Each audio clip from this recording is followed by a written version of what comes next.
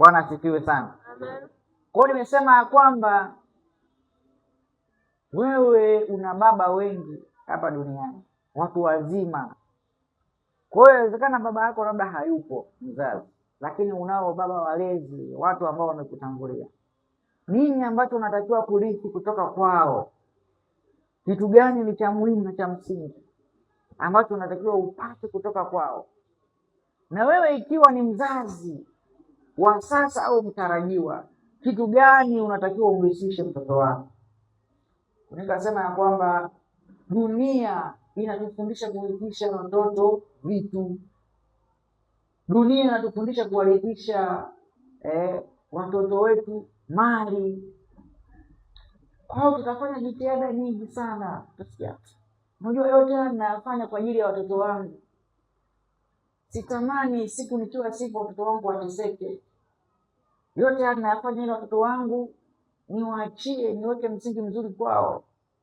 Sasa huwezi kutengeneza msingi wa vitu, msingi ambao Mungu anautazama kwenye maisha ya mwanadamu. Nimesema ya kwanza na wa muhimu ni maisha yenye busara na hekima. Haleluya. Busara na hekima itakufundisha vitu vingi kuhusiana na maisha na uhalisia wake. Tunamfahamu mtu mmoja anaitwa Ibrahimu. Ibrahimu alikuwa anatembea na Mungu, alikuwa na vitu vingi. Haleluya. Lakini alikuwa hana mtoto. Sasa ukiniambia kwamba Ibrahimu alikuwa hana Mungu kwa sababu alikuwa hana mtoto, nitakushangaa. Ila Ibrahimu alipotembea na Mungu alijua ya kwamba mimi, huyu Mungu ni baba yangu, sio kwa sababu amenipa mtoto, ila ni baba yangu kwa sababu amenichagua na amenibariki. Kwa hiyo ukifuatilia maisha ya Ibrahimu utagundua Ibrahimu alikuwa na watoto wengi, alikuwa na kundi kubwa familia, alikuwa anaishi na watu wengi. Haleluya. Kwa katika lile kundi ambalo Ibrahimu alikuwa nalo, maandiko anasema ya kwamba wote Ibrahimu alitembea nao, akawahudumia vizuri, akawalisha vizuri. Kwa hiyo na sisi katika maisha yetu hatuhitaji kusubiria kuona tumepewa vitu ili tuseme ya kwamba huyu tuliye naye ni baba. Maana urithi mzuri ambao mtu anapewa na baba yake ambaye amefuata kanuni ya kimungu ni mausia au hekima. Haleluya. Kwa hiyo nimejaribu kuonyesha hicho kitu ya kwamba katika vyote tafuta urithi kutoka kwa mzazi wako au baba yako wa kimwili au wa kiroho. Hakikisha kitu ambacho utakinyang'ania hasa ni yale mausia, ni ule ushauri. Ndio kitu cha kwanza na cha msingi. Haleluya. Nikakuonyesha kwamba watu wengi wanatamani kupata urithi katika mali, na ndio hapo ulipo ugomvi. Familia haziongei, familia hazizungumzi, watoto wanauana, ndugu wanauana. Sababu ni nini? Urithi. Fuatilia tu kesi mahakamani utagundua kesi za urithi. Umenidhulumu mali zangu, hizi nimetafuta na mume wangu, hizi nimetafuta na mke wangu, hii ilikuwa ya baba yetu. Sababu ni nini? Mali. Sasa shetani atakacho kufanya, atawaambia jamani, urithi wa muhimu wa kutafuta ni mali, ni vitu. Wakati akili yako inahamia kwenye vitu, manake moja kwa moja unajitoa kwenye kupata urithi ulio bora kutoka kwa Mungu. Unakufanya masikio yako yasiweze kumsikia Mungu na kutembea naye katika maisha yako. Tumeangalia mfano wa tajiri na Lazaro. Tunakwambia kwamba tajiri aliwaachia ndugu zake mali, fedha, dhahabu, maisha mazuri. Lakini kule alipokwenda akagundua ya kwamba kuna urithi hajawaachia, ambao huo urithi ndio wa maana hasa. Kwa hiyo wewe ukiwa miongoni mwa watu ambao unalalamika baba yako hajakuachia mali, maana yake huu miongoni mwa watoto wapumbavu. ambao mwisho wa siku baba yake atakuwa na msiba na kilio. Haleluya!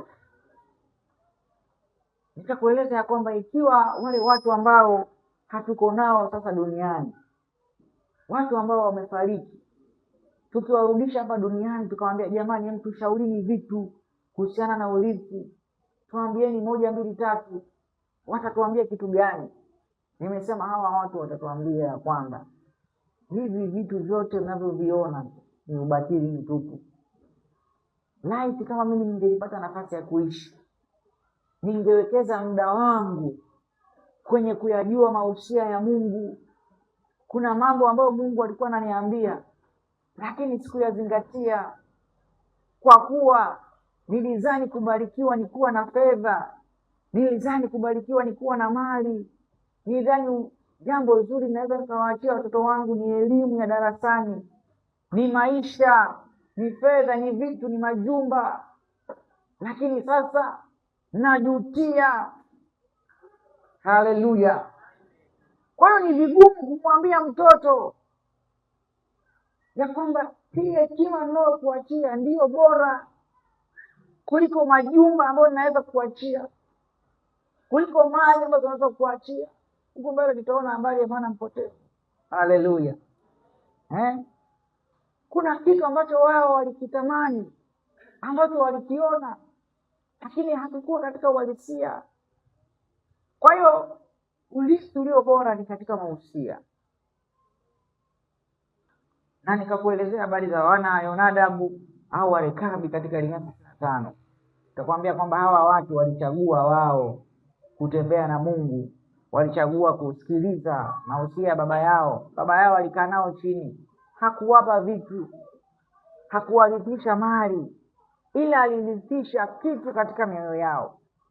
Hayupo, ameisha kufa, lakini kuna sauti wanaisikia ndani yao. Yaani uondoke hapa duniani, mtoto wako abaki na sauti ndani yako, asibaki na gari, asibaki na nyumba, kwa sababu mwisho wa siku itakuwa ni mgogoro. Lakini ukimwachia sauti ndani yako, ataishi nayo milele. Na Mungu anasema ya kwamba hawatapata mtu, hawatahitaji mtu wa kuwasemea mbele zangu. Yaani hakuwahitaji kuniconvince nihusike na maisha yao, kwa sababu ya nini? Ya kuitii sauti ya baba yao, mausia waliopewa. Kwa hiyo kama baba yako anataka kukuachia zawadi nzuri na bora inayofaa, ambayo itakusaidia wewe na vizazi vijavyo, ni kukuachia mausia, kukuachia urithi wa hekima na busara kwenye ufahamu wako. Haleluya! Kwa hiyo tukaingia kwenye kipengele cha 3 ambacho tunasema ni Daudi na Suleimani. Wafalme wa kwanza sura ya 2 mstari wa 1 na wa 4. Wafalme wa kwanza sura ya 2 mstari wa 1 na wa 4. Hapa tunaona basi siku ya kufa kwake Daudi ikakaribia, akamuhusia Suleimani mwanawe. Daudi yuko katika hali ya kufa, yuko katika hali ya mwisho wa kuishi kwake. Haleluya! Akamwita mtoto wake. Jana niliwaambia, yaani ukiona umepata bahati ya baba yako kukuita kabla ya kuondoka kwake, wako watu ambao wanashuhudia hicho kitu, kwamba baba kabla hajaondoka alikaa na mimi, akanipa 1 2 3, akanipa mausia. Haleluya! Kwa hiyo hapa Daudi anamwita Suleimani, anakaa naye ampe neno la mausia. Ameishi miaka mingi, amepigana vita vingi, ametukanwa na wengi, amepongezwa na wengi, amekwama kwa vingi. Haleluya! Andiko anasema Daudi ni mtu ambaye anaupendeza moyo wa Mungu. Yaani Mungu anajisikia raha anapomwona Daudi. Lakini Daudi huyo ameshafanya mambo mengi mabaya. Amemuua mume yule Uria. Amemuua mume Uria yule kwa nini wanaita kwa sipati neno zuri la kukuelezea, yaani kwa njama. Bwana asifiwe sana. Baada ya kuzini na yule mama yake na Suleiman mke wa Uria, wanasema haleluya, anaitwa Bathsheba. Haleluya. Daudi akafikiria huyu mtu, hii kesi hii itakuwa baraa, kwa hiyo tufanyeje? Tutengeneze mazingira ili ionekane mimba ni ya huyu bwana. Yule bwana akakwepa. Daudi akaagiza yule mtu auliwe, akauliwa. Haleluya. Kwa hiyo amefanya dhambi ya kuua, amefanya dhambi ya kuzini. Huyo mtu Mungu anakuja kutuambia, jamani, huyu ni mwanangu, anaupendeza moyo wangu. Haleluya. Kwa hiyo huyu baba ameshapita kwenye majira mengi, yaani ukimwambia kuhusu Mungu anajua mengi sana. Daudi, kumbuka, anatuambia katika Zaburi 37, anasema nalikuwa kijana, sasa ni mzee, sijawahi kuona mwenye haki ameachwa. Bwana asifiwe. Kwa hiyo Daudi anaeleza vitu ambavyo ameviona, ingawa tunajua kuna majira Daudi alikimbia, Sauli anataka kumuua, kakimbia, anaishi mapangoni. Katika mapango yale anayokaa Daudi amejificha, anahitaji chakula, anaenda kuomba chakula kwa Nabali. Katika yote hao Daudi anakwambia, mimi sijawahi kuona mwenye haki ameacha. Kwa hiyo haimaanishi kwamba Daudi alikuwa anapita kwenye shida, amepita kwenye bonde la uvuli wa mauti, lakini anatuambia sijawahi kuona mwenye haki ameacha. Bwana asifiwe sana. Kwa hiyo na wewe tunapokuelezea kuhusiana na maisha, kuhusiana na wokovu, kuhusiana na kuishi kwamba tumaini ulilonalo ndani ya Kristo, haleluya, lazima ujue kwamba kuna majira utapita, lakini ndani yako hakuna kitakachobadilika kuhusiana na wewe na Mungu. Haleluya. Sio kwamba Mungu amekuacha, sio kwamba Mungu hayupo, sio kwamba unapopata mabaya Mungu amekaa mbali na wewe. Haleluya. Ingawa maandiko yanasema siku ya mabaya ufikiri. Haleluya. Sasa usikimbilie kufikiri kwamba nitakuwa nimekosea hapa Mungu wangu. Hapana. Kaa chini, fikiria Mungu anakufundisha nini. Wakati mwingine Mungu anakufundisha uvumilivu. Wakati mwingine Mungu anakufundisha kuwajali wengine. Wakati mwingine Mungu anakupa neno la ushauri kwa mtu. Udhulumiwe milioni 1 ili ukikutana na mtu analia ameibiwa 100,000 uwe na neno la kumwambia. Bwana asiwe sana. Sasa wewe unadhulumiwa milioni 1 hutaki, utamshaurije mtu aliyejua 100,000? Kwa lazima kuna mambo mengine tuyakubali. Haleluya.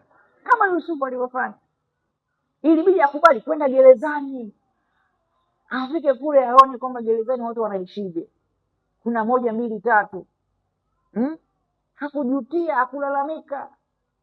Na wale ndugu zake ukisoma historia yao waliporudi kwa Yusufu, wakajua sasa Yusufu anatuhifadhi kwa sababu ya baba yetu, kwamba baba yetu Yakobo hakumtenda dhambi, hakuhusika kwenye kesi ya kumuuza, ila sisi ndo tuliomuuza. Kwa hiyo sasa baba amekufa, ole wetu, imeisha hii. Baba amesha kufa, hatuna wakutusemea tena kwa Yusufu. Kwa akakaa kwa hofu, wanawaza atakachotufanyia huyu baba sijui. Sasa afadhali hata wao hawakukimbia. Kuna watu ambao wamekosea, hawawezi kuja kanisani, wamekimbia imani, kama alivyofanya Adamu. Mungu amekuja anamwita Adamu, uko wapi? Adamu kakimbia. Kuna watoto ambao wamemkosea baba yao, hawarudi nyumbani. Uko wapi? Hatujui alipo. Imekuwaje? Amezima simu, anaogopa baba yake atamuua, anaogopa baba yake atasemaje. Haleluya. Sasa lazima tujue kwamba kuna mazingira ambayo tutapita, ni shule, tupite humo, tujifunze, tumjue Mungu. Haleluya. Sio kwa ajili yetu peke yake, lakini ni kwa ajili pia ya vizazi vyetu. Mtoto wako akikuletea kesi ambayo uliwahi kuipitia, ni rahisi kukaa naye chini na kumuhusia. Sasa wewe hutaki kupita kwenye hiyo kitu, unataka upite maisha sote. Siku mtoto wako amefukuzwa ada, kuna katoto kamoja kalijinyonga Kilimanjaro. Kale katoto mama yake siku kaliomba hela asubuhi, unajua kwenda shuleni mtoto kinapewa hela sio ya bisikia na nile andazi sijui nini, akajapewa hela, kamekasirika, kamenuna, kakajinyonga. Haleluya. Sasa unaweza kusema kajiingiwa na mapepo. Akajiingiwa na mapepo, ila tu wewe ulikuwa uko bize kukapa vitu bila kukapa hekima na busara, bila kukaambia mwanangu, kuna siku hautakula vitumbua. Mtumishi mmoja wa Mungu akawa anatoa shuhuda, anasema kuna kipindi tulikuwa tunachakula nyumbani, ila tunasema leo tutakunywa uji tu, siku mbili tunakunywa uji. Tunakunywa baba, mbona leo tuli wali? Tunywe tu uji mwanangu, ndio tulicho nacho. Baba, leo mbona unipe hela ya vitumbua? Siku ya kwanza, siku ya pili, siku ya tatu, siku kimnyima hata lalamika. Sasa wewe mpe kila siku, mpe.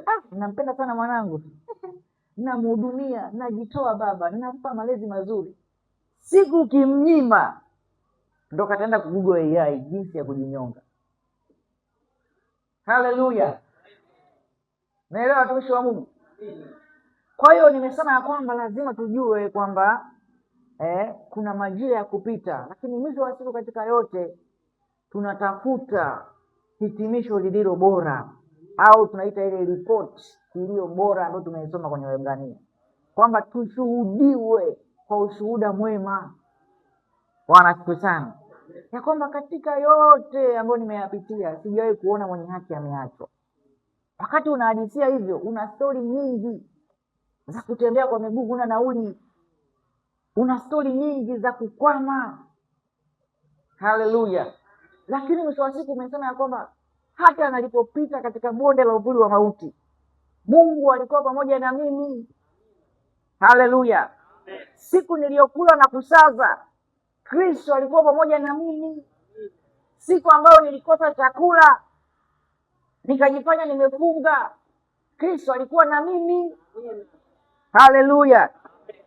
Kwa hiyo huwezi kupima uwepo wa Mungu kwenye maisha yako kwa kuangalia vitu. Haleluya. Hauwezi kusema Mungu amembariki sana huyu mtu kwa sababu umeangalia vitu. Itakutesa, halafu itakuharibu moyo wako. Kumbuka, maandiko yanasema kuna vitu viwili vya kuchagua kwenye maisha yako. Au umchague Mungu au uchague mali.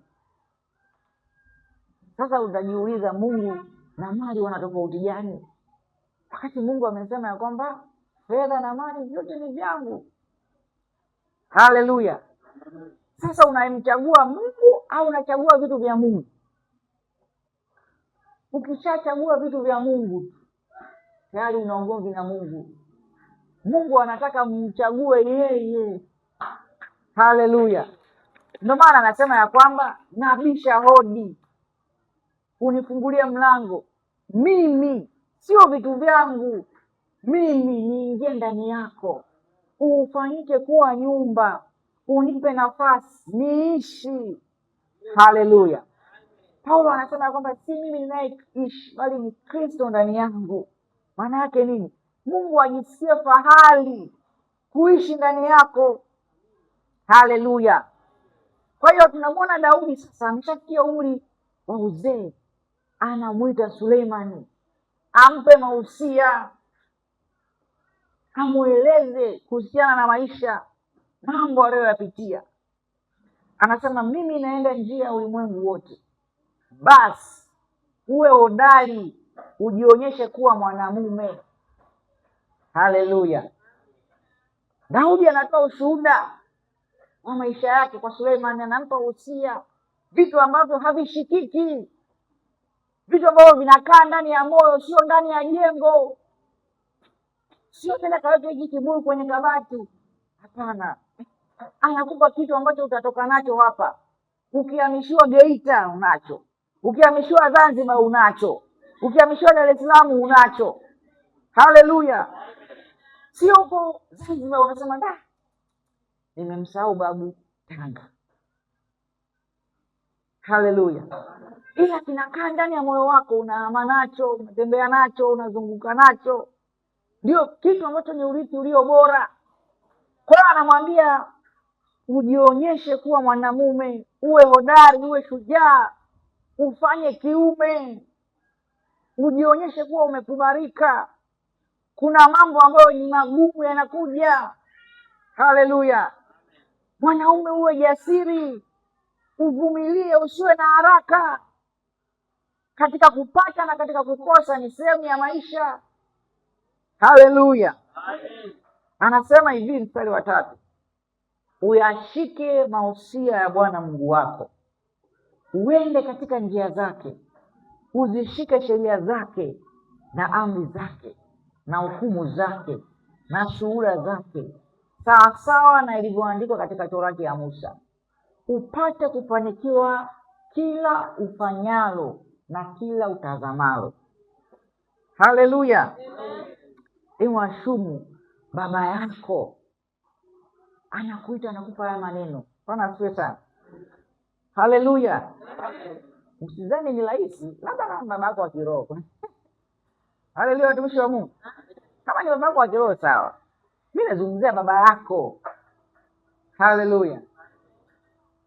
Baba yako akuite, akwambie mwanangu, uzishike amri za Mungu, ufahamu njia zake, uyashike mausia yake, maelekezo yake, yote yaliyoandikwa katika kitabu cha Torati, uyashike hayo. Anasema kwa kufanya hivyo utafanikiwa katika kila ulifanyalo na kila ulitazamalo.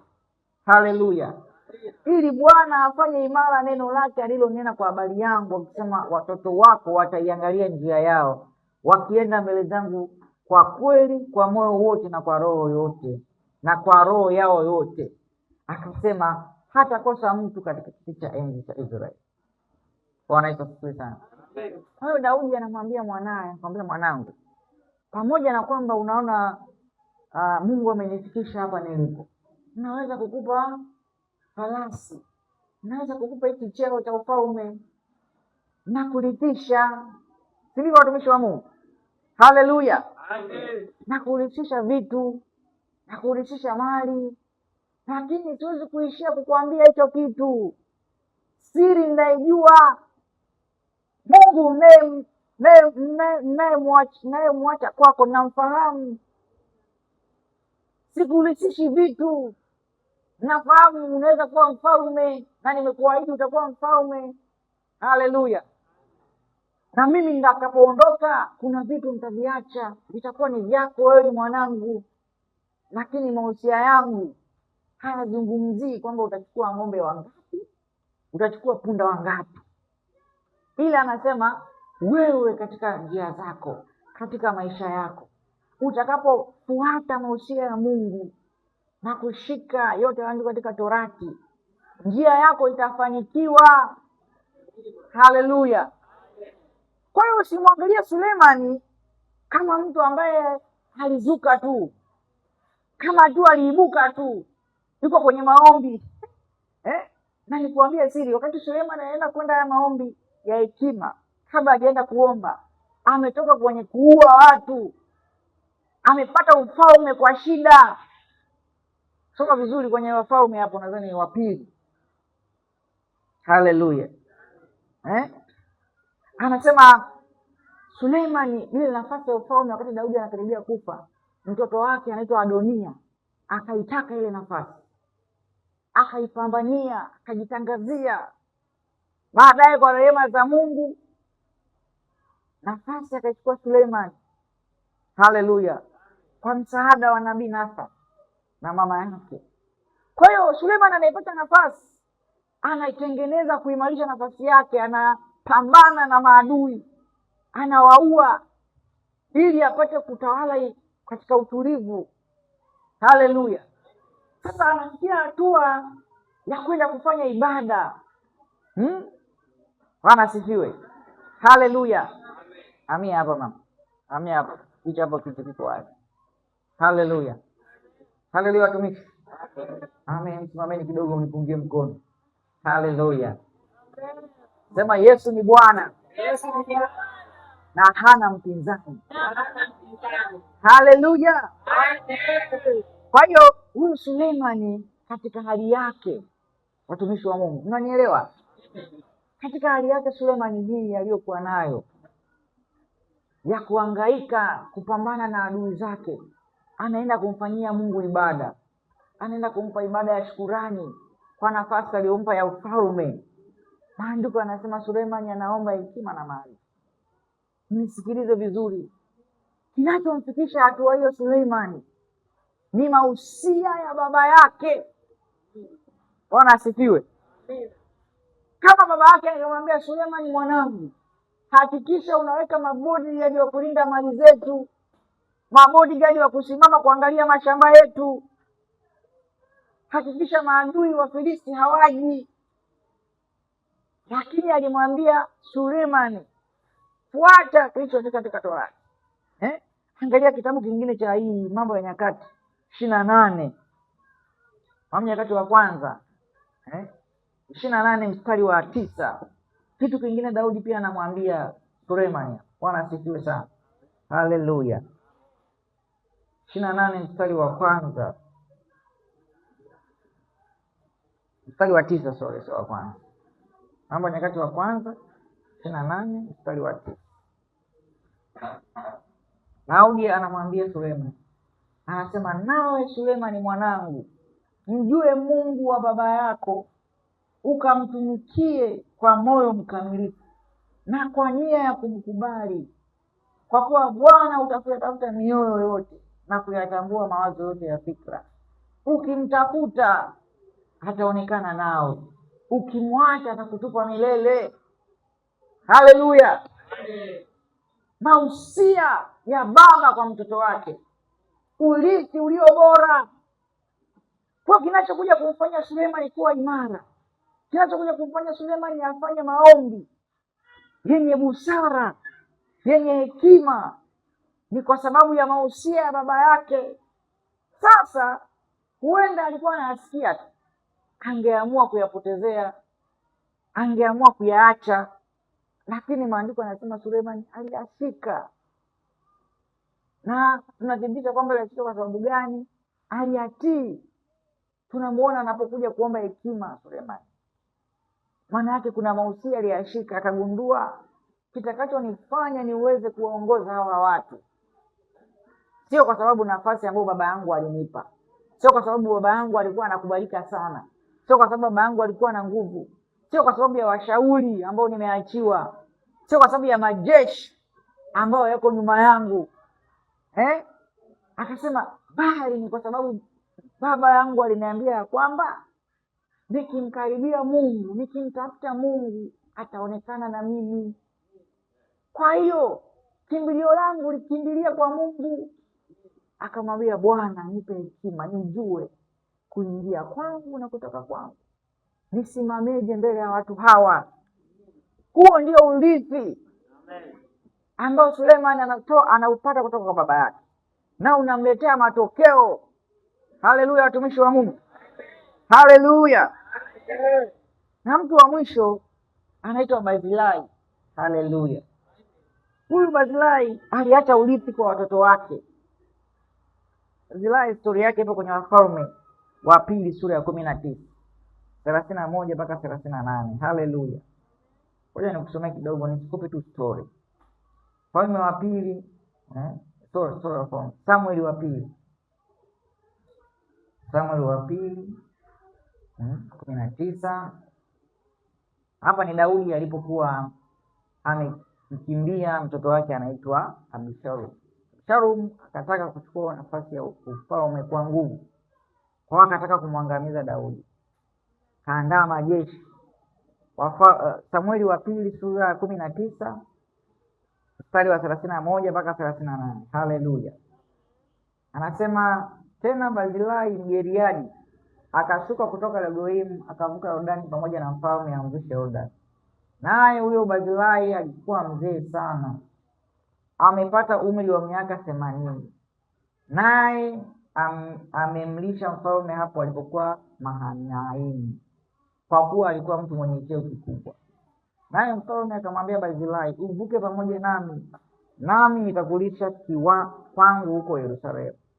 Lakini Barzilai akamjibu mfalme, siku za miaka ya maisha yangu hata mimi nipande pamoja na mfalme kwenda Yerusalemu. Haleluya. Kwa hiyo ukiendelea kusoma mstari 38, mfalme akajibu, haya, Kimhamu na avuke pamoja nami nitamtendea yaliyo mema machoni pako wewe, ili kila utakalotaka kwangu mimi nitalifanya kwa ajili yako. Haleluya. Kwa hiyo huyu Barzilai alikuwa ni baba yake na bwana mmoja anaitwa Kimhamu. Barzilai akapanda mbegu kwa Daudi. Wakati Daudi yuko kwenye kukimbia, kwenye shida, huyu bwana akajitolea kumsaidia Daudi, akampa malisho, chakula, akawatunza, akawahifadhi katika kukimbia kwao. Baada ya Daudi kushinda ile vita, anaporudi anamkumbuka huyu Barzilai, anakwambia twende wote basi ukaishi kwa mfalme. Huyu mtu anasema kwamba mimi katika uzee, umri wangu umeshaenda sana. Haleluya. Akaacha urithi kwa mtoto wake kwa sababu ya kutenda mema. Katika ule wema alioutenda, mtoto wake akapokea urithi kwa mfalme. Haleluya. Bwana asifiwe sana. Sasa angalia kwenye kitabu cha Wafalme wa Kwanza sura ya 2, uone matokeo ya kile ambacho Barzilai alikitenda kwa Daudi. Wakati Daudi anaongea na Sulemani, anasema, lakini wafanyie mema wana wa Barzilai Mgileadi, wawe miongoni mwao walao mezani pako, kwa jinsi walivyonijiria nilipokuwa nimekimbia mbele ya Absalomu ndugu yako. Haleluya. Kwa hiyo urithi ambao Barzilai anawaachia watoto wake ni kibali kwa mfalme. Haleluya. Kibali ambacho kinafanya kazi vizazi hata vizazi, miaka hata miaka. Baba yao ameshaondoka, ameshafariki, Daudi anawatendea mema, ile mbegu inaendelea kuwepo. Wamelithishwa kutendewa wema, wamelithishwa utu wema. Huyu bwana hakuwapa watoto wake mali, hakuwapa watoto wake fedha, ila alichokifanya aliwalithisha kutendewa mema. Haleluya. Haleluya. Kwa hiyo anatufundisha ya kwamba hapa sasa tunaona sasa Daudi anapoongea na Sulemani, bado anamkumbushia kile kitu. Anamwambia kuna ndugu mmoja alimtendea jambo jema, angalia watoto wake, angalia uzao wake, hakikisha hao watu wanakuwa miongoni mwa watu ambao watakaa kwenye baraza la mfalme. Bwana asifiwe sana. Ni urithi ambao unaweza kumwachia mtoto wako, kwamba kuna uwema uliufanya kwa fulani, yule fulani anasema hapana, hawa watoto wa fulani hawawezi kuishi na njaa, mimi nitatenda wema kwao. Haleluya. Kwa Barzilai hakuchagua kusema kwamba hizi mali nitamwachia mtoto wangu, hivi vitu vitakuwa ni za watoto wangu nitakapoondoka, ila akasema mimi siwaachii mali, ila ninachowaachia ni kibali. Haleluya. Bwana asifiwe. Kwa hiyo jifunze kurithisha watoto wako vitu visivyoshikika, vitu vinavyokaa kwenye mioyo ya watu, vitu ambavyo vitakaa vizungumze vizazi na vizazi kwenye mioyo ya watu. Haviko katika mali, haviko katika vitu vinavyoshikika. Kiwanja akishakiuza tayari amekuzao. Usiwezi kusema mimi nilivyoondoka hapa duniani huko mbinguni na washuhudia wenzako, unajua mimi nilivyoondoka duniani achia watoto wangu viwanja kama 4. Mungu akikupa picha tu utazame duniani, ukiangalia utakuta viwanja vyote ulivyoachia watoto wako walishaviuza, halafu muda huo ni omba. Ndio vitu tokea, story nyingi zipo Dar es Salaam. Watoto ambao waliachiwa viwanja Kariakoo walishauza, Zile hela walivyozichukua wakaenda kukaa kwenye mahoteli, wakala maisha, sasa hivi zimeisha. Sasa hivi ni walinzi. Haleluya! Ndio ile story wanasema ya kwamba yani ukitoa bilioni 1 kama urithi, alafu akili yako ipo kwenye 200,000 ambao ndio urithi kamili. Haleluya! Yaani urithi ambao tunaweza kutathmini kwenye kichwa chako ni ile busara ulionayo, sio mali tutakazokupa, kwa kuwa busara yako ina uwezo wa kuiteketeza bilioni 1 ukarudi pale pale kwenye 200,000 ambayo ndio busara ya kichwa ile.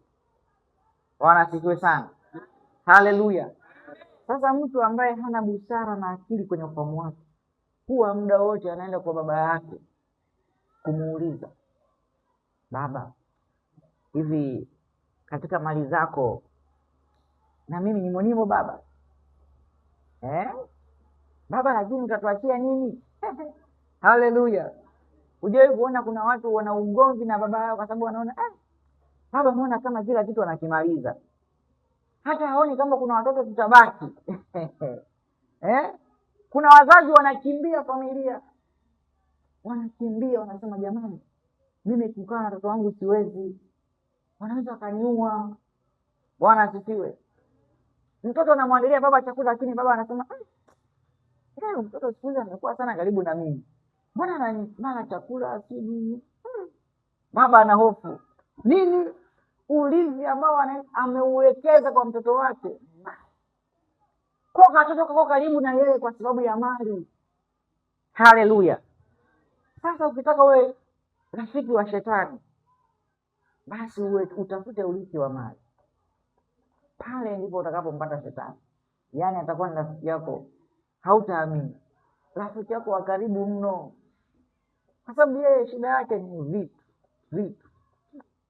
Sasa akili ya mwanadamu inataka vitu. Haleluya! Na Mungu haangaiki na watu wanaotafuta vitu. Unaelewa watumishi wa Mungu? Mungu haangaiki na watu wanaotafuta vitu. Mungu anahangaika na watu wanaomtafuta yeye. Haleluya! Kwa kuwa ukishampata yeye, haleluya, ukimpata yeye maana yake, haleluya,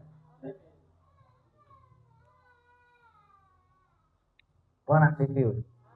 Ukimpata yeye maana yake umepata vyote. Hilo ndio kusudi la Mungu.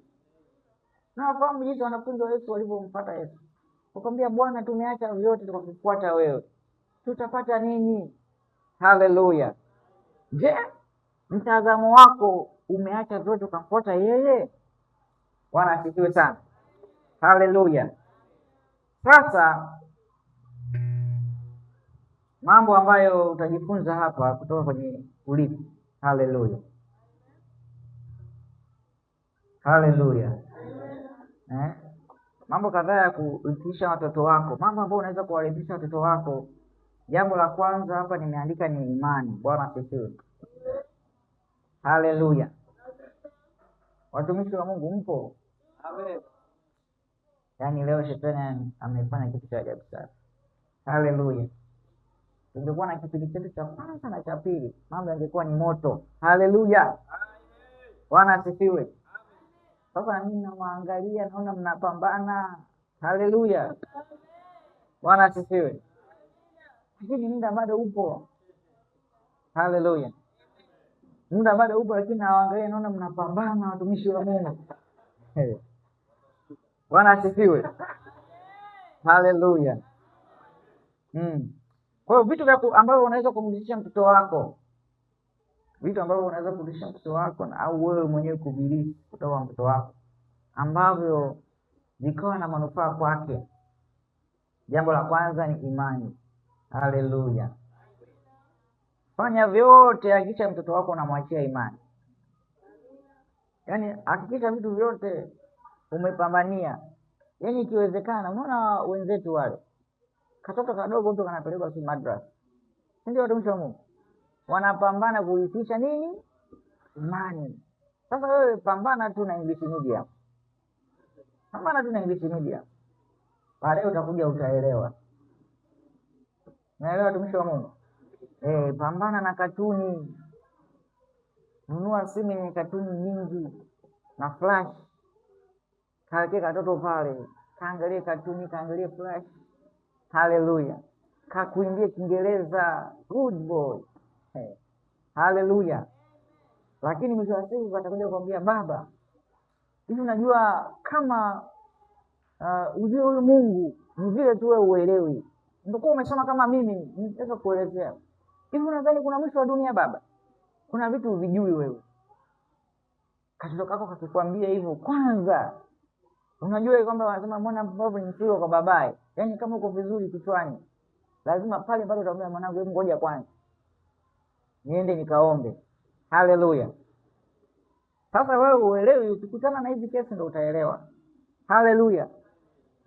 Watu wako vizuri kiuchumi, wana maisha mazuri. Baba mmoja alikuwa anatembea na katoto kake. Wanatembea bichi ufukweni mwa bahari, kila siku jioni wanatembea, wanaenda, wanazunguka. Watoto wakitua wale, baba na kijana wanapendana. Anampenda sana mtoto wake, wanasiwe sana. Lakini kumbe yule baba alikuwa na maumivu. Kwa hiyo anatembea na mtoto wake, anatembea huko anamuombea, maana mtoto wake amekuwa ni shoga. Kwa hiyo wanatembea tu vizuri, nyingine mkiangalia sana wanaelewana vizuri. Lakini baba analia, yaani hana cha kufanya. Alafu sasa usiombe ukutwe na hicho kitu. Yaani ni kitu ambacho mtoto anaweza kuambia baba, mimi mwenyewe sipendi. Ila kutoka ni balaa zito. Yaani kuna vitu viko kama havipo vile. Yaani ni kama vile havina uhalisia. Uje kukutana navyo. Yaani unaweza kuhisi kuna watu wao wanaigiza. Ila sasa siku ukisikia mtoto wako anakuambia, unajua Yesu hakufufuka. Yaani hapo ka sentence tu atuambia, baba, unajua mimi nimefuatilia sana imani yako, nimekuangalia muda sana, ila unajua Yesu hakufufuka. Ukishasikia hivyo tu, kama baba au kama mlezi, ndio akili itaanza kujua, hivi kumbe sikurithisha imani kwa mtoto wangu. Kuna kitu sikufanya cha maana kwa mtoto wangu. Haleluya. Lakini hakikisha unarithisha imani kwa mtoto wako. Haleluya. Angalia Timotheo wa pili sura ya 1 mstari wa 5. Paulo anasema, nikikumbuka imani ulionayo isiyo na unafiki. Imani ya Timotheo ilikuwa ni imani isiyo na unafiki, imani kamili. Wanasiwe sana. Anasema ambayo ilikaa kwanza kwa bibi yako Loisi na katika mama yako Eunice au Eunice, nami nasadiki wewe nawe unayo. Wanasiwe sana. Haleluya. Kwa hiyo kumbe Timotheo hakuwa tu bora kwa sababu alikutana na Paulo. Wanasiwe sana. Ila tu alipokutana na Paulo aliongezewa kitu, alitaka ziada. Lakini kumbe toka mwanzo kuna watu ambao walifanya urithishaji ulio imara, urithishaji bora. Wanasifiwe. Haleluya. Walimtisha Timotheo imani. Haleluya. Kwa bibi yake Loisi hakukana imani yake, akasema hapana, na iingie kwa mwanangu pia. Wanasifiwe sana. Akaipeleka kwa mtoto wake. Alipeleka mtoto wake naye yule mama Eunice akaipeleka kwa mtoto wake pia Timotheo. Kwa Timotheo anakuja kuwa mtumishi mzuri, anakuja kufanyika kijana mzuri. Kwa nini? Kwa sababu alidhibitishwa na wazazi wake imani. Wanasifiwe. Haleluya. Kwa hiyo jinsi unavyomlisha mtoto wako imani, upate picha baada ya miaka 5, na isiishie hapo tu, baada ya vizazi 2-3, huyo mjukuu atakuwaje? Haleluya. Kama umemridhisha mtoto wako kwamba kanisani ni dakika 20 tu, pata picha baada ya miaka. Unajua tunaenda tunashuka chini, si ndio watumishi wa Mungu? Wanasifiwe sana.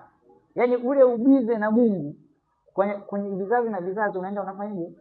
Unapungua. Sasa kama wewe ulipofikia ni sehemu ya dakika 20 kukaa na kusikiza neno la Mungu na kulielewa na kusema Mungu nakushukuru, ni dakika 20. Ibada unazozifurahia ni dakika 20. Piga picha miaka 5 mbele au vizazi viwili, yule mjukuu wako atakuwa na hali gani? Haleluya. Yeye utafikia hatua anakuambia sasa, mimi kanisani wiki hii siendi, unajua baba niko busy sana. Unajua makanisa ya zamani waliambiwa kwamba ni utakatifu kwenda mbinguni, ndio maana walikuwa ni maskini sana. Kwa hiyo tumeamka sisi kizazi kipya Bwana, Kwa hiyo baba, hapa tunapambana. Alafu unajua hela ni kitu kibaya sana. Yaani ukishaanza kupewa hela na watu, mawazo yako kuwashauri, kuwahusia yanapungua. Yaani unakosa nguvu. Kwa hiyo kwa sababu vinaleta sadaka, vinafanya nini? Kwa hata vikikosa muda wa kuja kanisani, kutengenezea mazingira, sasa unajua tuna majukumu mengi. Kwa angalau tuwe na ibada 2 ili angalau tuishie saa 3, watu waendelee na shughuli zao. Unasema wao, kuja idea.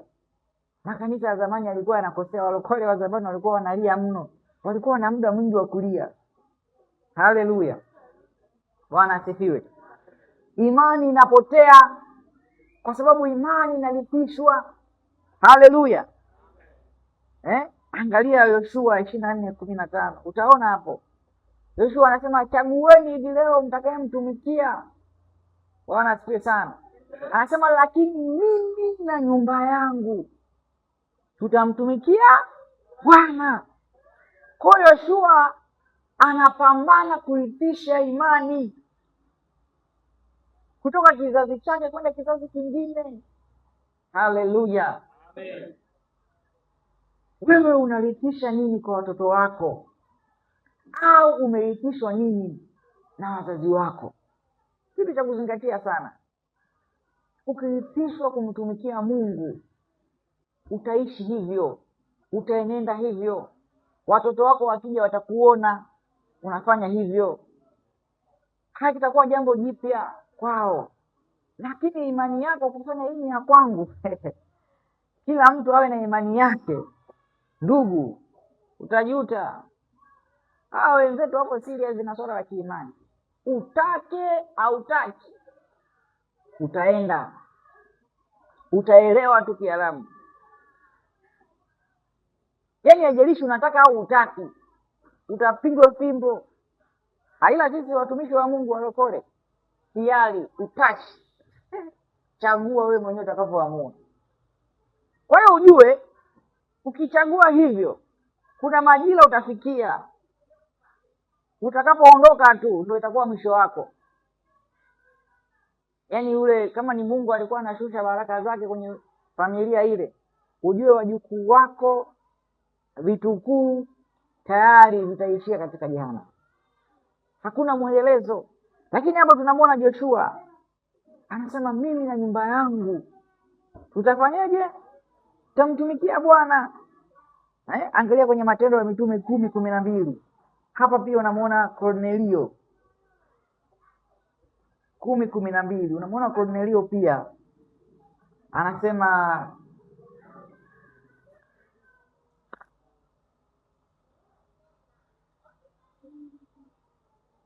Kornelio 10:2, sio 12, 10:2. Haleluya. Matendo ya Mitume 10:2. Anasema Kornelio huyu alikuwa ni mcha Mungu. Anasema alikuwa ni mtu mtaua, mchaji wa Mungu, yeye na nyumba yake yote. Bwana asifiwe sana. Lakini aliyekuwa msingi ni nani? Kornelio. Yeye na nyumba yake yote. Imani inalipishwa. Usikae tunasema ni hiari ya mtu, ni hiari ya mtu. Ndugu, hiyo hiari ya mtu uijue kwamba itatoka kizazi hicho, ikienda kizazi cha 2, cha 3 na cha 4. Kazi yako itakuwa ni bure. Lakini mfikiria kwa habari ya huyu Lois. Ameshaondoka. Amemwachia mama yake. Labda kama alimwachia shamba lile labda lilikuja wakadhulumiwa. Lilikuja likafanya kitu gani? Kama alimwachia mali ziliisha. Lakini mpaka leo hii tunakuja kuona kwa Timotheo jina la Lois linatajwa kwa sababu alijua cha kumrithisha mwanae. Bwana asifiwe sana. Ukimwachia mwanao magari, ukimwachia mwanao nyumba, jina lako litaisha tu, vitu vitaisha. Hatutasema kwamba unajua hili gari aliachiwa na babu yake. Gari haliwezi kukaa vizazi vitatu. Yaani hata kama utaliweka juu ya mawe, achana na ile kwamba linafanya kazi, ile kukaa tu juu ya mawe vizazi vitatu vinne. Gari la mwaka 55 ulishaliona ndugu yangu? Ushaona gari la mwaka 55 hapo limepaki, labda limewekwa hapo? Haleluya! Lakini imani inaridhishwa. Bwana asifiwe. Haleluya. Mimi nilipokuwa mdogo, babu yangu alikuwa ananichukua. Babu yangu alikuwa ananichukua ananipeleka kuhubiri Injili. Tunaenda naye. Siku ya kwanza kuja, mama akaniambia unaitwa na babu yako. Nilipoenda akaniambia sasa nataka tuende wote kufanya kazi ya Mungu. Unajua kusoma Biblia? Nikamwambia ndio. Hebu akachukua Biblia akamwambia, haya nifungulie Mathayo 7:8. Mungu anasoma. Anambia sasa ukiwa kwenye mkato hapo unapumzika kidogo. Haleluya. Tukaenda kwenye huduma ya kwanza. Yaani na huduma zote nazikumbuka. Of course sikuwa kwamba eti ndo najiandaa. Wow. Mimi ni maisha yangu tu ya kawaida. Haleluya. Lakini babu alikuwa anajua cha kuitisha. Bwana asifiwe. Haleluya. Tumeenda siku ya kwanza, ndugu yangu, gari limegeuka. Unajua kugeuka? Tumeenda gari limefika sehemu kuna utelezi. Tulikuwa tunaenda huku, gari limegeuka linaangalia huku. Haleluya. Babu ananiambia usiogope, ni kawaida kwenye huduma. Sijamuuliza. Naelewa watumishi wa Mungu. Yaani yeye anaona kama mimi nitakuwa na hofu. Haleluya. Tukaenda vizuri. Ndugu, raha kutumika, maana unajua kuna kile kisadaka ile mtumishi wa Mungu akimpa kibahasha. Na mimi sasa enzi hizo wananiletea kibahasha kile kuta kina 5,000 ndani. Yaani kile ndio nilichokuwa nakifurahia. Haleluya. Kwa nilikuwa kwenye huduma, mimi kazi yangu kusoma.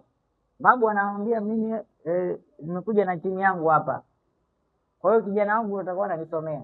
Haleluya. Kwa hiyo mimi ndo kazi yangu kusoma maandiko pale. Fulani ngapi nasoma. Haleluya. Tukatoka pale tukazunguka tukaenda sehemu nyingine. Kafikia tu sasa ikifika jioni, yake kufundisha kwenye semina mchana, ile ya usiku ananiachia na kufundisha. Ananisikiliza. Haleluya. Fika sehemu moja. Sasa unajua kwenye huduma kuna njaa, kuna shibe. Yaani alikuwa ananichukua kama mtoto. Bwana asifiwe. Tumeenda kwenye kijiji kimoja, ndugu yangu, ilikuwa si Christmas leo Pasaka. Na shati langu jipya. Haleluya. Nikawa nanyoosha ile shati, bwana anatumia pasi ya mkaa, sijui huko. Kwa nilivyoonyesha kwa pasi ya mkaa ufanyifanye hivi. Yaani ukienda forward ni forward. Sasa mimi nimeenda forward nirudishe reverse. Shati mpya. Babu akaja kunitia moyo. Tumetoka pale tumeenda sehemu moja, ndugu yangu, tumepokelewa. Unajua umeenda sehemu tofauti. Kuna sehemu unapokelewa vizuri, mazingira mazuri. Tumepokelewa sehemu moja tukalala kwenye kijesi hicho. Yaani kile kijesi huku ndani kuna vyumba vile vidogo vya ndani. Alafu huku nje kuna kama bar, pombe. Kwa kachumba kale ni kadogo. Kananuka pombe. Huku nje muziki unaendelea, watu wameelewa. Unajua zile sikukuu watu wanalewa sana. Ndio tuko pale. Sasa tumelala pale muda wote, babu yani ananitia moyo, yani anajaribu kunionyesha kwamba sio kwamba eti ndo huduma ndo iko hivyo. Yaani anaona kama si napata wasiwasi. Haleluya. Bwana asifiwe. Kwa hiyo ni kitu alikuwa analipisha, ingawa hatujakubaliana kwamba nilipishe. Si ndio watumishi wa Mungu? Haleluya. Lakini ni kitu ambacho unakiona anapanda mbegu. Na leo hii ukiniambia babu yako alikuachia nini, nitakwambia babu akihubiri neno, asiposoma Yohana 17:3 hajahubiri siku hiyo. Unajua Yohana 17:3 inasemaje? Haleluya. Yaani hata nilale vipi nikiamka tunajua. Yohana 17:3. Na uzima wa milele ndio huu, wakujua wewe Mungu wa kweli na wa pekee, na Yesu Kristo aliye mtume. Hivyo tu. Bwana asifiwe. Haleluya. Sasa wewe unalipisha nini watoto wako? Kitu gani unawafundisha? Haleluya. Mimi sijafikia mbali, lakini najitahidi. Kuna kipindi hata nyumbani kwangu watoto wangu unaona wanaweka kile kimeza kidogo sebureni pale, wanajifanya wanahubiriana pale. Bwana asifiwe. Tutaenda kusoma. Haleluya. Bwana asifiwe sana. Kwa hiyo unaona ni kitu ambacho unajifunza, hata kwa kuona unamlipisha ajue. Haleluya. Bwana asifiwe. Imani sio kwa ajili yako, ni kwa ajili ya wewe na nyumba yako. Kornelio alikuwa anatoa nini? Sadaka. Haleluya. Na kumwomba Mungu daima, lakini anasema alikuwa mchaji wa Mungu yeye na nyumba yake yote. Kwa hiyo hata kwenye utoaji nyumba yake ilikuwa inahusika, inajua, inafahamu kwamba hii nyumba yetu hapa tumeamua tutamtumikia Mungu. Mungu kwetu ni kipaumbele. Bwana asifiwe sana. Sasa usiseme kila mtu bwana ana nafsi yake. Kila mtu bwana atahukumiwa kivyake, ndugu yangu. Hapana, inatulazimu kwenda pamoja. Haleluya. Huwezi kutoa ushauri, omba. Bwana asifiwe sana. Haleluya. Maombi yanaweza kumbadilisha mtu. Angalia pale Ibrahimu naye pia, Mwanzo 18:19. Mwanzo 18:19. Yaani sababu ya Mungu kumbariki Ibrahimu, Mungu kumkumbuka Ibrahimu, ni kwa sababu Ibrahimu hakuchagua kuwa mbinafsi. Mwanzo 18:19. Maandiko yanasema ya kwamba kwa maana nimemjua ya kwamba atawaamuru wanawe na nyumba yake baada yake waishike njia ya Bwana, wafanye haki na hukumu, ili kwamba Bwana naye akamtimizie Ibrahimu ahadi zake. Haleluya. Stori ya juu hapo ni Mungu anafanya maamuzi ya kusema ya kwamba ninakwenda kuiangamiza Sodoma na Gomora, lakini sishawishiki kuacha kumweleza Ibrahimu habari hii. Kwa nini Mungu anashawishika kumwambia Ibrahimu juu ya kile anachokwenda kukifanya? Sababu kubwa hasa ni nini? Haleluya. Kinachomshawishi Mungu kuona kwamba nina ulazima wa kuongea na Ibrahimu juu ya jambo unaloenda kwenda kulitenda. Haleluya. Anasema kwa maana nimemjua. Mungu anasema nimemjua Ibrahimu kwamba atawaamuru wanawe na nyumba yake baada yake waishike njia ya Bwana. Yaani Mungu akuone wewe ni mtu wa maana sana kwake, anaangalia huyu mtu ninapomuona, watoto wake na nyumba yake, atawaamuru waishike njia ya Bwana. Atawaambia jamani, shikeni njia ya Mungu, tembeeni na Mungu, ifahamuni kweli. Huo ndio urithi wenye maana unaweza kumwachia mtoto wako. Daudi anamwambia Sulemani, mjue Mungu wa baba yako. Haleluya. Mjue Mungu wa baba yako. Kwa hiyo na wewe una wajibu wa kumwambia mwanao, kuiambia nyumba yako, ndugu zangu, mjueni Mungu aliyeniweka hapa, mjueni Mungu aliyenifikisha hapa. Acha kuwaambia watu kwa habari ya mali zako, acha kuwaambia kwa habari ya biashara zako na kazi zako. Watu wamjue Mungu wako kwanza. Haleluya. Wakishamfahamu Mungu wako kwanza, ndugu yangu, utakuwa kama Timotheo. Haleluya. Loisi akasema jamani, Yunisi mwanangu, hakikisha umeshika imani iliyo thabiti, usiwe mnafiki. Mshike Mungu kwa akili zako zote, kwa moyo wako wote. Yunisi akasema asante mama kwa ushauri wako na mausia yako, akapeleka kwa mtoto wake Timotheo. Paulo anakuja kukuta kile hicho kitu kinafanyika kuwa na manufaa kwa kanisa kwa sababu aliamua. Haleluya. Kitu kingine unatakiwa urithisha watoto wako ni utii. Haleluya. Rithisha watoto wako utii, tawasaidia. Hiyo story tumeangalia wana wa Yonadabu, wamefundishwa kutii, wamemwona baba yao akiwa mtii. Kwa hiyo wamefundishwa kutii maisha yao, wanaheshimu, wanatii maagizo, maelekezo, wamekomaa hapo, wamejengwa hapo. Wafundishe watoto wako kutii. Haleluya! Kumbuka Mungu anasema ya kwamba kutii ni bora kuliko dhabihu. Haleluya! Sasa wewe wafundishe kutoa sadaka tu, wafundishe kutoa sadaka tu, halafu hawana utii. Utii ni kitu cha ajabu sana ndugu zangu. Utii sio kitu cha kawaida. Kwanza utii unakutaka uwe mtu wa imani. Haleluya! Mtu wa imani ni mtii. Haleluya!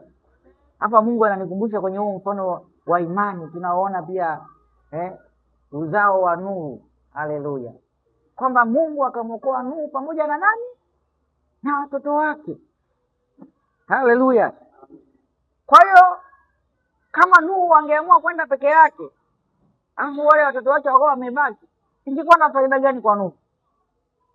Yaani uende mbinguni wewe sawa, ukaenjoy, watoto wako umewaacha, then unaenda kujisifia mbele za Mungu, mimi nilikuwa mchaji wa Mungu, ni watoto wangu tu.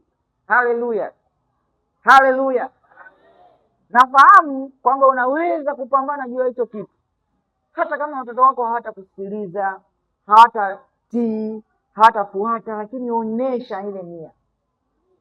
Hapo mbele tutaona, tukiwa tunamsikiliza Samuel, tutaona jinsi ambavyo hata watoto wake Samuel hawakumtii baba yao, hawakuifuata imani ya baba yao, wakafanya ambayo yalikuwa kinyume na ambayo baba yao alikuwa ametenda, naye ndio ikawa sababu, chanzo cha wana wa Israeli kumkataa Mungu. Kwa nini? Kuna mtu hakufuata imani, hakuishika imani ya baba yake, hakutembea katika imani ya baba yake. Haleluya!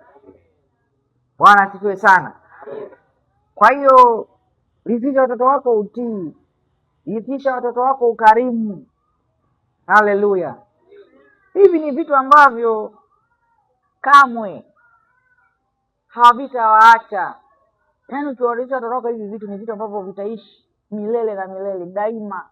Hawatakaa katika hali ya kuvipoteza, havitaondoka katika mioyo yao. Kuliko uhangaike na vitu na mali, utalia, utajuta. Haleluya! Utajuta. Yaani kuna watu, tena afadhali wewe umeshakufa, kuna watu watafanya vitu uko hai, utajuta. Huyu mtoto light ningalijua, nisingalimzaa. Ukiona umefikia hatua hiyo, ujue kuna urithi uliupandikiza ambao mwisho wa siku umekufanya kuwa na msiba. Bwana asifiwe sana. Haleluya, watumishi wa Mungu. Hilo ndio lilikuwa neno la asubuhi. Haleluya, hilo ndio lilikuwa neno la asubuhi. Bwana asifiwe. Haleluya, Bwana asifiwe sana. Si ndio mchungaji, si ndio? Hilo ndio lilikuwa neno la asubuhi. Bwana asifiwe sana. Sasa tuchague wote kwa pamoja. Je, tumpe shetani ushindi au tumshinde? Haleluya. Unajua, ngoja nikutie moyo. Yaani usizani kwamba eti muda umeenda sana. Sasa hivi ni saa ngapi? Saa 11:08. Ndio mchungaji. Jana tumeanza hapa saa ngapi? Jana nimesimama kama saa 12 kasoro kama siku. Jana. Haleluya. Kwa hiyo yaani usishtuke, usizani kwamba eti muda umeenda sana. Ni vile tu hujazoea kukaa kanisani. Haleluya. Bwana asifiwe. Haleluya. Sasa ndugu yangu, kwanza nikwambie, imebaki siku hii, siku moja, na ina vipindi hivi viwili, halafu hata somo lenyewe hatujaanza. Kwani naongea uongo, watumishi wa Mungu? Maana somo letu tunasema tunamsikiliza Samueli, tunajifunza kutoka kwa Samueli. Nabii Samueli anakuwa baba yetu, anatufundisha. Kwa tuangalie Samueli anatufundisha kitu gani? Sasa kabla sijakufundisha hayo yote Samueli anatufundisha, Jana nilikufundisha kukaa chini na kumsikiliza Mungu. Haleluya. Kuweka muda wako kukaa chini, kutulia, kusikiliza habari za Mungu, kujifunza. Si ndivyo watumishi wa Mungu? Leo nimekufundisha ya kwamba urithi ambao Mungu anakupa kwako, ili usihangaike kusikiliza vitu vingine vya ajabu. Kwanza anakupa mahusia yake. Sasa hayo mahusia sijayaleta bado, si ndio hivyo? Bwana asifiwe sana. Mbona kama watu wa Beloya, watu wa Beloya walikuwa wanamsikiliza Paulo, hapo wanajiuliza anachokisema ni kweli au sio kweli? Na mimi ndio nawauliza, jamani, mahusia ya Samueli kwetu nani ambaye nimemwambia? Si hamna, bado sijasema. Kwa ni ukweli kweli, hatujaanza somo. Bwana asifiwe sana. Hata kama haya ambayo nimekuambia umeona yanakufaa, yanakusaidia, ni mambo mazuri, lakini bado msingi wa somo letu hatujaanza. Haleluya. Bwana asifiwe sana. Na mimi mmoja nikwambie kitu. Hapa sasa hivi ndio una nguvu. Nadhani na watania. Nilipokuwa nafundisha hili somo la asubuhi hapa ndio ulikuwa umechoka. Yaani ni kawaida. Yaani sasa hivi ndio una nguvu. Amina. Kwa sasa hivi nikufundisha somo sasa hivi ndio utaelewa kuliko lililopita. Yaani hilo nina uhakika. Haleluya. Bwana asifiwe. Sasa shetani huwa anafanya kitu kimoja. Wakati Daudi amekimbia kumkimbia Absalomu, kuna bwana mmoja akaenda kumshauri Absalomu, akamwambia, unipe ruhusa mfalme bwana. Wakati yule jamaa alikuwa sio mfalme, ajipa mfalme. Unipe ruhusa, mimi nitaenda nitamsubiria Daudi majira ambayo atakuwa amechoka, ndipo nitakapokwenda kumshambulia. Haleluya. Kwa hiyo shetani wanasubiri majira ambayo umechoka, majira ambayo umeshachoka, uko kwenye uchovu, ndio shetani anakuja kuinuka pale. Haleluya. Ni sawa na kama mtu fulani, kuna kamtoro kamoja, jamaa alikuwa anachimba madini, amechimba amefika hatua, yaani kwa mfano labda hapa afu madini yako hapa, kashachoka, yuko hoi, akasema hapa hamna madini, akageuza. Sasa kuna mtu katika ulimwengu wa roho alikuwa anamuona, anataka nikwambie, wewe rudi. Kwa nini? Alikuwa kwenye majira ambayo yamechoka. Kwa hiyo watu wengi huwa wanaanguka katika majira ya kuchoka. Amechoka sana kusubiri mke, amechoka sana kusubiri mme. Katika hali ambayo amechoka, anasema bwana nitakaje mpaka lini? Anaanguka kwenye zinaa. Amechoka sana kusubiri kazi, amechoka kusubiri sana kazi. Siku ambayo anaona amechoka sana, anasema mimi hata kama ni kwa rushwa bora nipate kazi. Anatoa rushwa ya fedha, ya ngono, ya chochote kile, ili mradi tu apate kazi. Kwa nini? Amechoka. Shetani anachokifanya, anasubiri uombe, una nguvu, siku ambayo utakuwa umechoka ndo anakuja. Haleluya. Bwana asifiwe sana. Kwa hiyo ogopa sana mazingira ambayo shetani atakwambia umechoka. Na mara nyingi muda ambao unajisikia kuchoka ndio muda ambao hujachoka. Yaani kuna kitu fulani ndio kinakwambia, unajua sasa hivi utakuwa umechoka sana fikiria. Toka saa ngapi umekaa? Kwanza hautaelewa umechoka sana wewe. Ndivyo walivyo shetani. Majira ambayo umechoka ndio huwa anayatafuta. Akukatishe tamaa, akuvunje moyo. Sasa usikubali. Haleluya. Leo tulipokuwa tunaenda na watumishi wa Mungu kwenye ile huduma, kwenye ulipoenda kule, Bwana asifiwe sana, tulifika tumekaribia eneo la tukio. Haleluya. Yaani pale ambapo tumepata kikwazo ni tumekaribia eneo tukio. Yaani ni sehemu ya kutembea. Yaani kiasi kwamba tungesema tuishie hapa mtumishi, tupaki tu gari hapa tuende kwa mguu, maana yake tusije kwama. Haleluya. Bwana asifiwe sana. Lakini sisi tukasema tutaenda. Tulipoenda ndio tukakutana na kikwazo. Bwana asifiwe sana. Haleluya. Lakini Mungu akatupa hekima, akasema twendeni kwanza tukashughulike na kicho tuleta, alafu tutarudi kuangaika na ile tatizo. Haleluya. Bwana asifiwe sana. Kwa hiyo unapofikia hatua, na watafiti wanasema ya kwamba watu wengi huwa wanapata ajali wanapofikia hatima. Mtu anatoka Kongo na lori, anakuja kuangukia Dar es Salaam Kibamba au Kimarasuka. Unafuatilia ajali zinapokuwa. Ameshafika, akapiga simu. Halo. ndio nakaribia hapo, unaweza ukasogea, unasikia kapata ajali, kuisha habari, amekaribia. Kuna boti moja, kuna kipindi zilikuwa sana zinazama boti. Unajua waleta utafiti wakasema ya kwamba boti nyingi huwa zinazama zinapokuwa zinafikia hatima. Kwa nini? Boti inapokaribia kufika mwisho, watu huwa wanatoka kwenye viti vyao, wanakuwa wameshatoka kusubiri. Kwa hiyo ikikaribia boti kuenda kusimama, watu wanakuwa wamerundikana wengi mlangoni. Kwa hiyo ile boti inafanyaje? Uzito unahamia sehemu moja, wanazama. Haleluya, umeelewa mtumishi wa Mungu?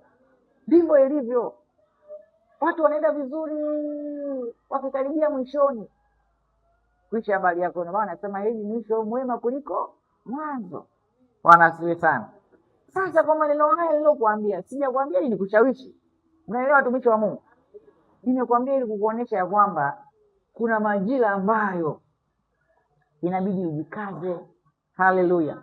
Sisi tuna bahati sana. Of course sio bahati, ndio tunaangamia hivyo. Bana siwe sana. Wenzetu walikuwa wanasikiliza neno, wako juu ya dari mpaka wanadondoka. Haleluya. Nini hapa ndani kuna mtu mmoja amedondoka hapa? Si hamna watumishi wa Mungu. Sasa huwezi kuniambia wale watu walikuwa wanahubiriwa dakika 3 mpaka wanadondoka. Yesu ameenda mlimani amehubiri mpaka wanafunzi wakamwambia Yesu, hawa watu wana njaa. Si ndio hivyo watumishi wa Mungu? Maana yake wamekaa muda wa kutosha. Yesu yuko busy, yani haangalia hawa watu wana njaa wala nini. Mawazo yake ni mbali. Haoni mambo ya tumbo la nyama. Wanafunzi wakasema Yesu, hebu muone huruma hawa watu. Wametoka mbali, wana njaa. Bwana Yesu asifiwe sana. Haleluya. Lakini sisi Mungu ametupa neema, watumishi wa Mungu. Hatuna njaa, tumekula. Si ndivyo watumishi wa Mungu? Si ndivyo watumishi wa Mungu? Haya, mimi ninaahidi ya kwamba sitatumia muda mwingi sana. Haleluya. Nikupe tu introduction ya hapa ambapo tunaendelea. Bwana asifiwe. Haleluya. Amen.